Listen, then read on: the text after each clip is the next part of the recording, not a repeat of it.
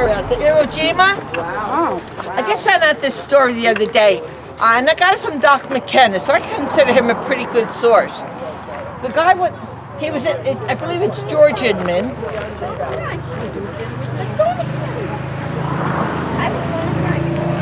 Howard.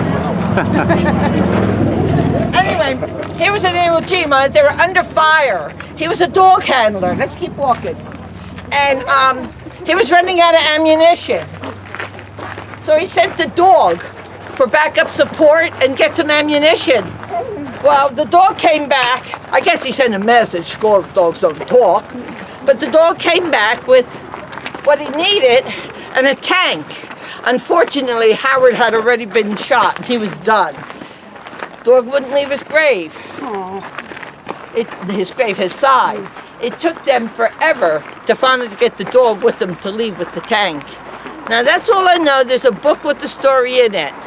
So, and the Christchurch Cemetery, it was deeded to the wardens and the vestrymen of Christchurch from Richard and Sarah O'Connor in consideration of $1. It's somewhere between 10 and 12 acres. It was bigger, but they moved Pine Avenue and they moved the fence, so I'm not quite sure how big it was. It's 150 feet above high tide. I guess it's a good place to bury people.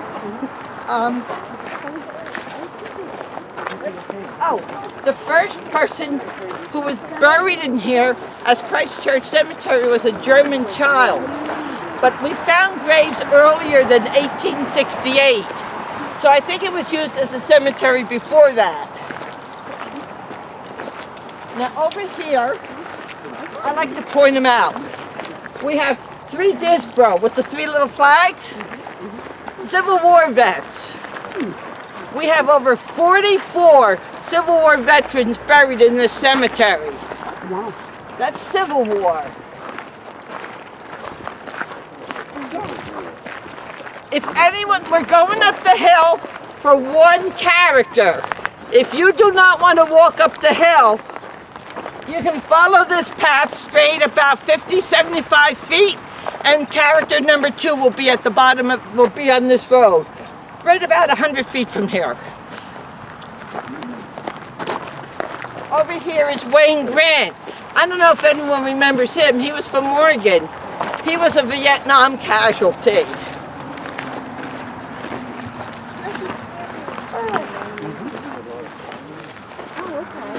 Over here, we have the tree stump. That's a woodsman of the world. There was another one over in the front, and there's another one in the back. Sometimes they're logs. It was a fraternal organization in the early 1900s, and it was non-religious, so anyone could join, and you would have your own tombstone.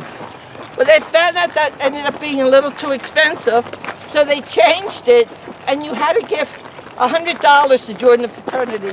Then you got your tombstone. Now be careful here, because it's undermining. This tree, there's 3 huge trees in the cemetery. I like to refer to them, I've heard them called witness trees. You think this tree must be at least 100 years old. And what it witnessed. And here's our first reenactment. I don't know why no one took this for their home. Why it became a cemetery. But here's what it is. Now, in '68, the Conovers gave the land to the Christchurch. 2 years before that, they built the Dome Memorial Chapel. You know those little chapels you see in the cemetery sometimes? I'm not sure where it was, but when they widened Pine Avenue, they moved it all the way in the corner there by the Monahan House. And they did church services in the beginning, sporadically, and there was a school for the poor. But the church services they did in 2 languages. Obviously one's English. What do you think the second one was? Latin. Well, I thought Polish. German. Oh, But you think 1850s, there's a large influx of German people coming into this country. But I thought it was Polish too. And it also was a school for the poor. Public school wasn't tax funded yet. So they had a school for the poor. The Stevens had a school that they built up by where the church is. I'm not quite sure. There was a couple of schools there. So what it was used for. I think it was for the city, but it was also used for other things too. Now this is where I was going to tell you how big South Amboy was, but Jerry stole my thunder. But I can tell you, it was 64,000 acres. And we have a whole bunch of Parisons. We all know that name. There's some more Parisons here. Chevalier, Fuller. No, not Fuller. That's the name. Poor George. Furman. Another Parison. This was laid out like a park. You know how cemeteries are symmetric? They're line, row, row. This one was laid out like a park. Here we have Bonaparte. What's his name? Patrol? Jonathan Bonaparte. I believe it's Bloodgood. He was out oystering. And there was a fog. Old man, he's used to this. He's busy rowing and rowing and rowing. They found him down by Sandy Hook. He was so lost.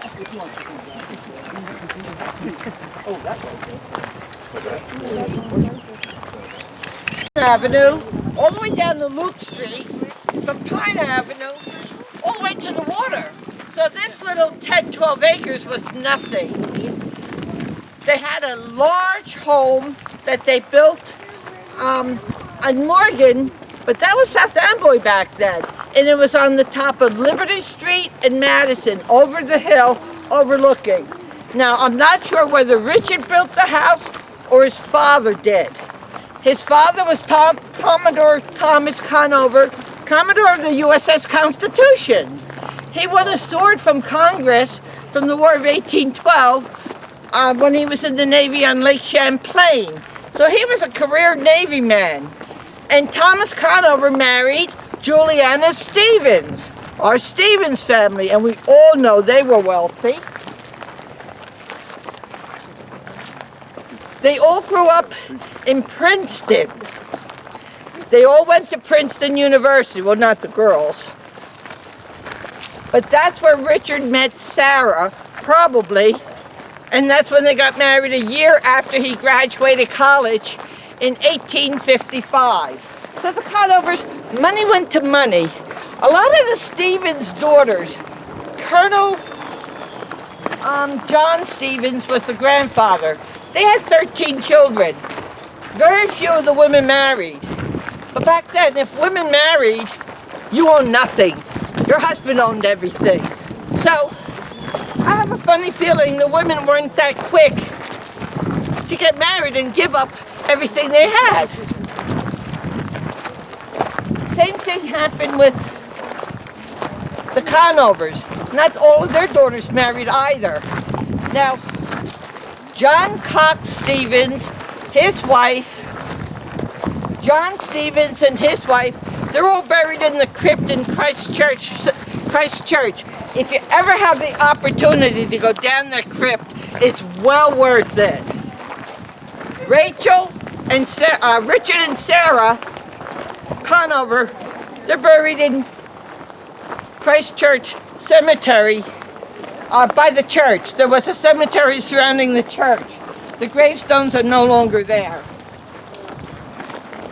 And this is our next person. For his brother, John Cox Stevens, who won the first America's Cup. And that's how it got its name, from South Amboy. There was a replica of the trophy on top of the Stevens mansion, from what I was told. I've never seen it. I've never seen a picture of it. but it was supposedly there.